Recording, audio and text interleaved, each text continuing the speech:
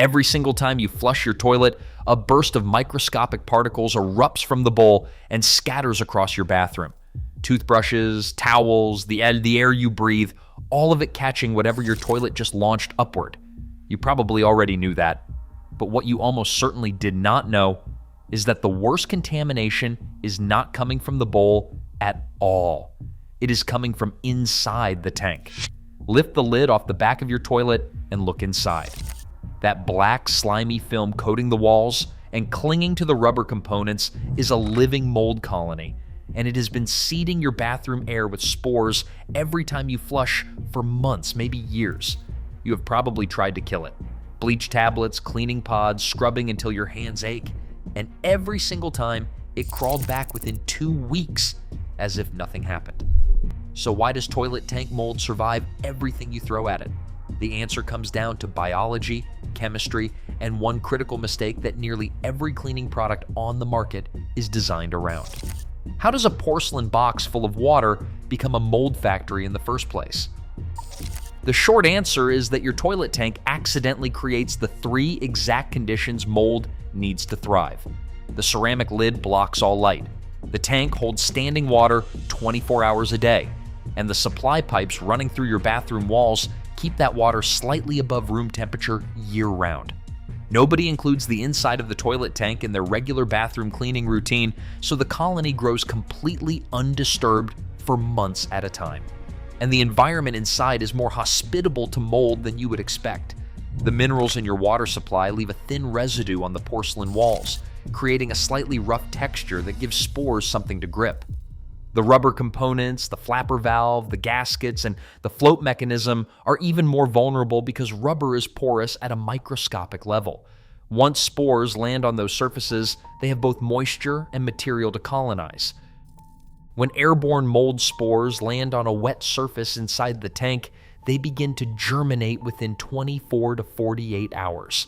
The colony starts small, barely visible, a faint discoloration on the porcelain near the waterline that you would never notice unless you were looking for it.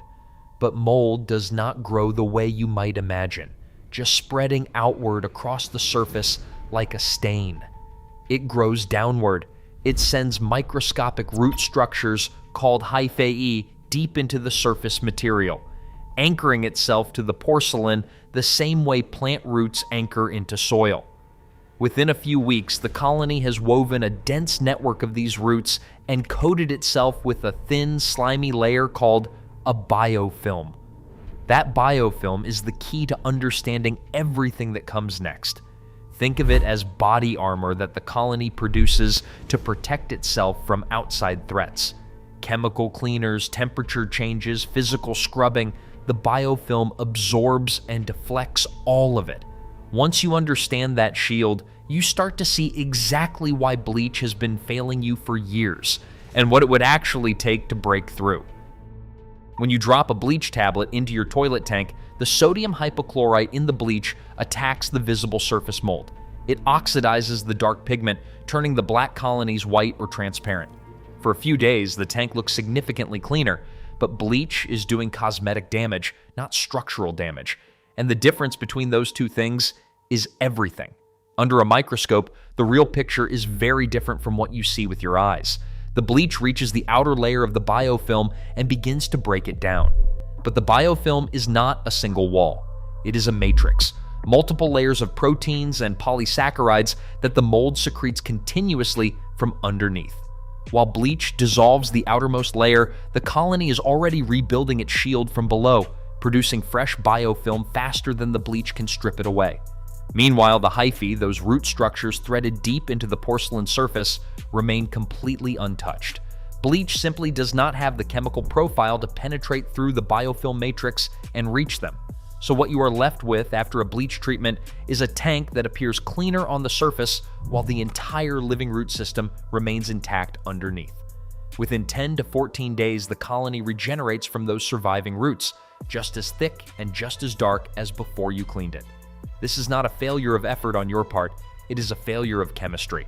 And it explains why millions of people scrub their toilet tanks over and over and never solve the problem. They are using an oxidizer where they need an acid. They are bleaching the surface when they should be dissolving the foundation. And the reason this matters goes beyond a dirty-looking tank.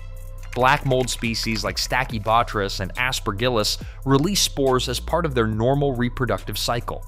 In an enclosed toilet tank, those spores accumulate in the small air pocket between the water surface and the ceramic lid.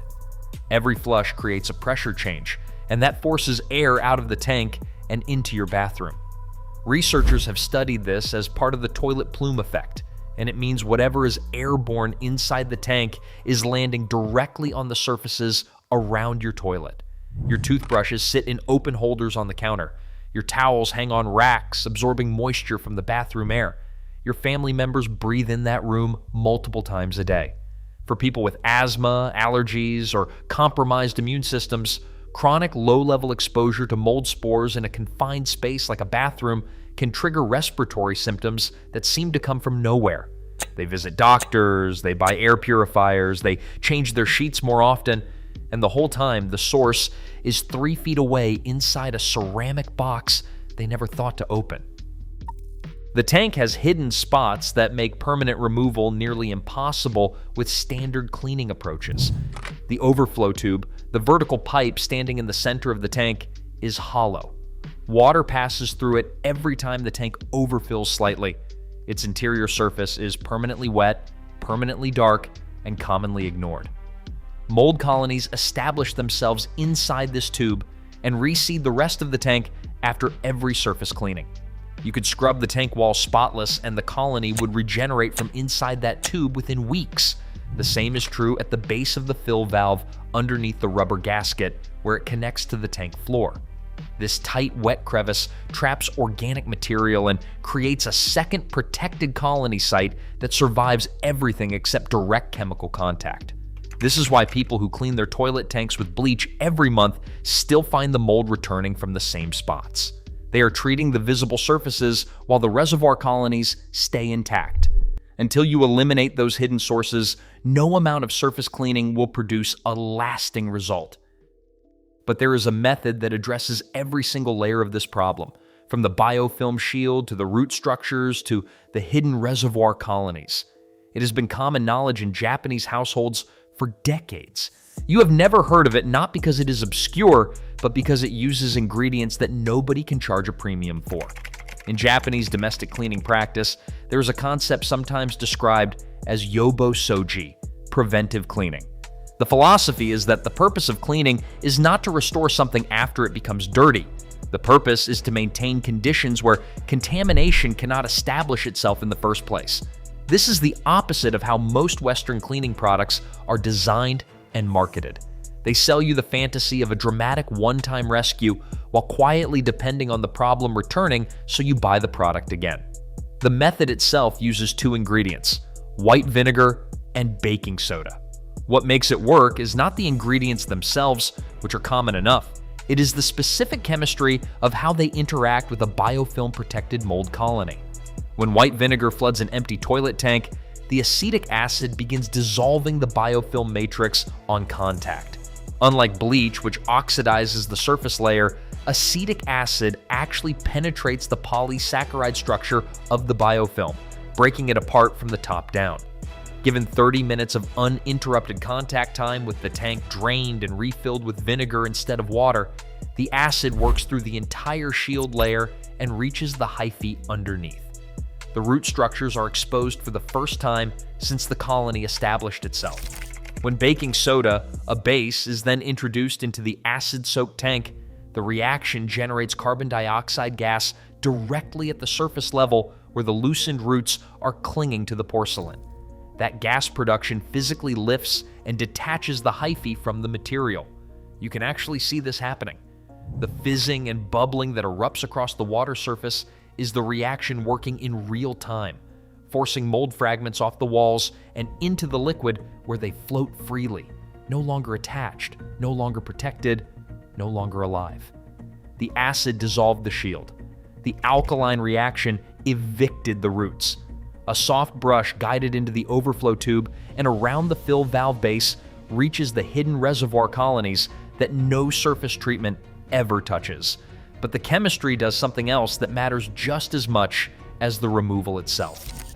The acetic acid and the subsequent alkaline reaction leave behind a mild residue on the porcelain surfaces. Mold spores require a near-neutral pH to germinate. A surface carrying even a slight acidic or alkaline residue from a recent treatment will resist new colonization for weeks. The one-time treatment clears the existing colony while simultaneously buying time before any new growth can take hold.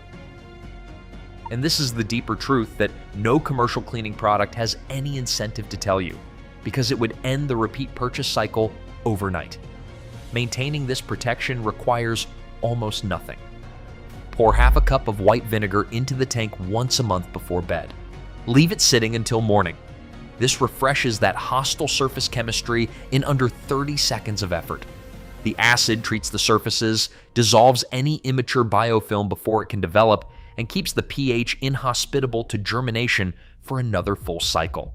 The mold does not return. Not because you found a stronger cleaner, because you changed the chemistry of the environment itself. The tank is no longer an incubator. It is a hostile surface where spores land and fail to take root. Think back to what you understood about your toilet tank 10 minutes ago. You probably saw it as a cleaning problem, something you attack with bleach and hope stays clean for a while. Now you understand it as a biological system, a colony with root structures, a protective biofilm shield, hidden reservoir sites inside the overflow tube and the fill valve, and an environmental chemistry that either feeds mold growth or starves it. 2 ingredients that cost less than a cup of coffee. A 30-minute treatment where the chemistry does the work while you walk away. And a 30-second monthly habit that changes the surface environment so the colony cannot reestablish itself. Your bathroom is not just cleaner after this. You understand why it stays clean, and that understanding is what separates someone who fights mold every month from someone who never sees it again. If this changed how you see your bathroom, hit that like button. Subscribe to this channel for more breakdowns on the hidden science behind the things in your home. Every week we explain what you thought you already understood.